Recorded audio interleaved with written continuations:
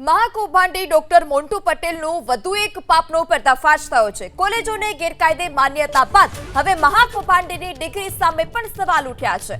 સૌરાષ્ટ્ર યુનિવર્સિટીમાંથી મોન્ટુએ ડોક્ટરની પદવી મેળવ્યાનો દાવો। સૌરાષ્ટ્ર યુનિવર્સિટી પાસે મહાકૌભાંડી મોન્ટુની પીએચડીની ડિગ્રી અંગે કોઈ જ જવાબ નથી। મોન્ટુ પટેલે ગાઈડ વગર જ ડિગ્રી મેળવી લીધી હોવાનો આરોપ છે।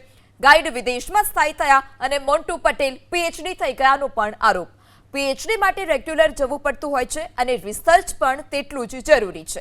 પીએચડી માટે દર 6 મહિને પ્રોજેક્ટ રિપોર્ટ સબમિટ કરવો પણ ફરજિયાત છે। પીએચડી માટે વાઇવા આપવા પડે છે, પરંતુ આ કેસમાં કંઈ જ ન થયાનો પણ આરોપ। સૌરાષ્ટ્ર યુનિવર્સિટી પાસે કોઈ જ રેકોર્ડ ઉપલબ્ધ નથી। મોન્ટુ પટેલ મુદ્દે સૌરાષ્ટ્ર યુનિવર્સિટીના રજિસ્ટ્રાર કે કુલપતિ કંઈ જ બોલવા તૈયાર નથી। મહાકૌભાંડી ડોક્ટર મોન્ટુ પટેલના વધુ એક પાપનો પર્દાફાશ થયો છે। એક બાદ એક તેના જે પાપ છે તેના પરથી પડદા ઉઠી રહ્યા છે। ત્યારે કોલેજોને ગેરકાયદે માન્યતા બાદ હવે મહાકૌભાંડીની ડિગ્રી સામે પણ સવાલ ઉઠી રહ્યા છે। સૌરાષ્ટ્ર યુનિવર્સિટીમાંથી મોન્ટુએ ડોક્ટરની પદવી મેળવ્યાનો દાવો છે, તો સૌરાષ્ટ્ર યુનિવર્સિટી પાસે મહાકૌભાંડી મોન્ટુની પીએચડીની ડિગ્રી અંગે કોઈ જવાબ જ નથી। યુનિવર્સિટીના કુલપતિ અને રજિસ્ટ્રાર આ મુદ્દે બોલવા તૈયાર નથી। મોન્ટુ પટેલે ગાઈડ વગર જ ડિગ્રી મેળવ્યો હોવાનો આરોપ। વધુ માહિતી સાથે સંવાદદાતા પરાક્રમસિંહ જોડાઈ ચૂક્યા છે। પરાક્રમસિંહ, સૌરાષ્ટ્ર યુનિવર્સિટીમાંથી પીએચડીની જે પદવી મેળવી હોય તે પ્રકારનો હવે આરોપ લાગી રહ્યો છે, આમાં કેટલું તથ્ય અને યુનિવર્સિટીના રજિસ્ટ્રાર કે કુલપતિ તરફથી કોઈ માહિતી આપવામાં આવી છે, ખરી કોઈ નિવેદન સામે આવ્યું?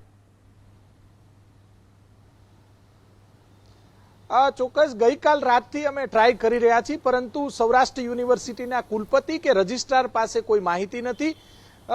મોન્ટુ પટેલ છે તેમને જે કૌભાંડો આચર્યા છે, પરંતુ પોતાની જે ડિગ્રી છે એ જ ફરજી હોવાની અત્યારે પ્રાથમિક હકીકત સામે આવી છે। સૌરાષ્ટ્ર યુનિવર્સિટી ખાતે જઈને અમે તપાસ કરવાનો પ્રયાસ કર્યો, પરંતુ તેમની ડિગ્રી બાબતે જે પીએચડીની જે ડિગ્રી અતિ મહત્વપૂર્ણ માનવામાં આવે છે શિક્ષણ જગતની અંદર, જ્યારે કોઈ સામાન્ય નાગરિકને પીએચડીની ડિગ્રી મેળવવી હોય, સામાન્ય વિદ્યાર્થીને અથવા તો ગ્રામ્ય વિસ્તારના વિદ્યાર્થીને જ્યારે પીએચડીની ડિગ્રી મેળવવી હોય ત્યારે થોડા દિવસે ચાંદ દેખાઈ જાય, તારા દેખાઈ જાય અને એ પ્રમાણેની મુશ્કેલીઓ પડતી હોય છે અને એટલી પણ મહેનત પણ કરતી હોય છે। પોતાના નામની આગળ ડોક્ટર લગાડવા માટે અનેક મુશ્કેલીઓનો સામનો સામાન્ય વિદ્યાર્થીઓને કરવો પડતો હોય છે। આ મોન્ટુ પટેલ જે છે તેને સૌરાષ્ટ્ર યુનિવર્સિટીમાંથી કઈ રીતે પીએચડીની ડિગ્રી મળી, તેના ગાઈડ કોણ છે, કયા સમય દરમિયાન તેને મળી, કેટલી હાજરી તેની છે, ફાર્મસી ડિપાર્ટમેન્ટમાંથી મળી છે તો ફાર્મસી ડિપાર્ટમેન્ટમાં એનો શું રેકોર્ડ છે, આ તમામ બાબતે અમે જાણવાની કોશિશ કરી હતી। સૌરાષ્ટ્ર યુનિવર્સિટી પાસેથી ગઈકાલ સાંજે 8 વાગ્યાથી આ કોશિશ અમારી ચાલુ હતી, પરંતુ સૌરાષ્ટ્ર યુનિવર્સિટીના રજિસ્ટ્રાર કે જવાબદાર કોઈ અધિકારી અથવા તો જે પીએચડીના જે અધિકારીઓ છે, ખુદ કુલપતિ પણ બહારગામ હોવાના કારણે તેમના પણ ફોન બંધ આવી રહ્યા છે। જે જવાબદાર અધિકારીઓ છે તે ફોન ઉપાડી રહ્યા નથી। ફાર્મસી ડિપાર્ટમેન્ટમાં જે અધિકારીઓ છે તે પણ ફોન ઉપાડતા નથી। સમગ્ર મામલાને લઈને જો રાજ્ય સરકાર, રાજ્યનું ઉચ્ચ શિક્ષણ વિભાગ ગંભીરતા દાખવે તો ખરેખર મોટી હકીકત બહાર આવી શકે તેમ છે। ડોક્ટરેટની ડિગ્રી મેળવવા માટે જે વાઇવા પણ કરવું પડતું હોય છે, અનેક જે ગાઈડ મેળવવા માટે પણ સામાન્ય વિદ્યાર્થીઓને અનેક મુશ્કેલીઓનો સામનો કરવો પડતો હોય છે। જે અનેક વર્ષો બાદની મહેનત બાદ યુનિવર્સિટીની અંદર જે પીએચડી માટેનું એડમિશન પણ મળતું હોય છે ને ત્યારબાદ ખૂબ જ લેન્ધી પ્રક્રિયા હોય છે। સામાન્ય વિદ્યાર્થીઓ છે તે જ્યારે પીએચડીની ડિગ્રી મેળવે છે ત્યારે તેમનો આખો પરિવાર જે છે તેમને પણ પરેશાન અથવા તો મહેનત કરવી પડતી હોય છે। વિદ્યાર્થી અને તેમના પરિવારજનો છે તેમને પણ મસમોટો ખર્ચો પણ કરવો પડતો હોય છે સામાન્ય વિદ્યાર્થી જ્યારે પીએચડીની ડિગ્રી મેળવે છે ત્યારે।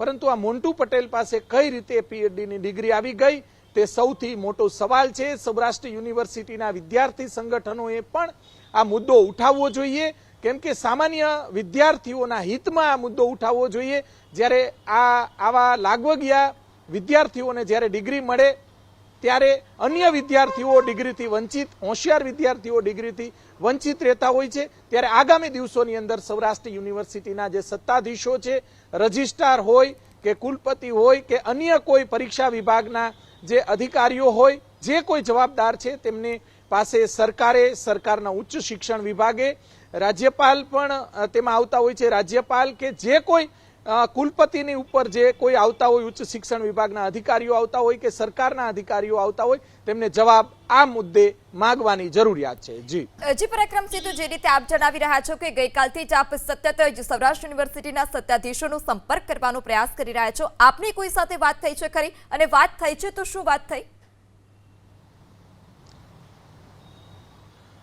ચોક્કસ મોટા ભાગના અધિકારીઓ ફોન જ ઉપાડતા નથી. એક બે અધિકારીઓ સાથે વાત થઈ તો એમને એવી વાત કરી હતી કે અમારી પાસે કોઈ સરકારે જવાબ માંગ્યો નથી, અમારી પાસે આવી કોઈ માહિતી નથી. આપણે જ્યારે એમ કીધું કે મોન્ટુ પટેલ જે છે તેને ક્યારે ડિગ્રી મળી, તેના ગાઈડ કોણ હતા, કયા ડિપાર્ટમેન્ટમાંથી ડિગ્રી મળી, આ તમામ જે સવાલો કર્યા હતા, પરંતુ સૌરાષ્ટ્ર યુનિવર્સિટીના એક પણ અધિકારી કે પદાધિકારી છે એમની પાસે જવાબ નહોતા. ગઈકાલથી કુલપતિ નો પણ જે સંપર્ક કરવાનો પ્રયાસ કર્યો, રજિસ્ટ્રારનો પણ સંપર્ક કરવાનો તમામ પ્રયાસો કરવામાં આવ્યા, પરંતુ તેમની પાસે કોઈ જવાબ જ નથી, તેમની પાસે કોઈ માહિતી જ નથી. કદાચ એમની પાસે માહિતી છે તો દબાવવા માંગે છે, અથવા તો માહિતી નથી તો આપવા, જે માહિતી મેળવવા માટે તેઓના કોઈ પ્રયાસો નથી. જે કઈ હકીકત છે, સાચી હકીકત લોકો સુધી સૌરાષ્ટ્ર યુનિવર્સિટીના જે વિદ્યાર્થીઓ છે, સામાન્ય વિદ્યાર્થીઓ જ્યારે પીએચડીની ડિગ્રીથી વંચિત રહેતા હોય, સામાન્ય ગામડાના વિદ્યાર્થીઓ અનેક મુશ્કેલીઓનો પીએચડીની ડિગ્રી મેળવવા માટે ઘણી બધી મુશ્કેલીઓનો સામનો કરવો પડતો હોય, ત્યારે યુનિવર્સિટીએ આ બાબતે સ્પષ્ટ જણાવી અને જે કોઈ ડિગ્રી આપનાર જે છે તેમના સામે કાયદાકીય પ્રક્રિયા જે કોઈ થતી હોય તે કાયદેસરની કાર્યવાહી હાથ ધરવી જોઈએ. જી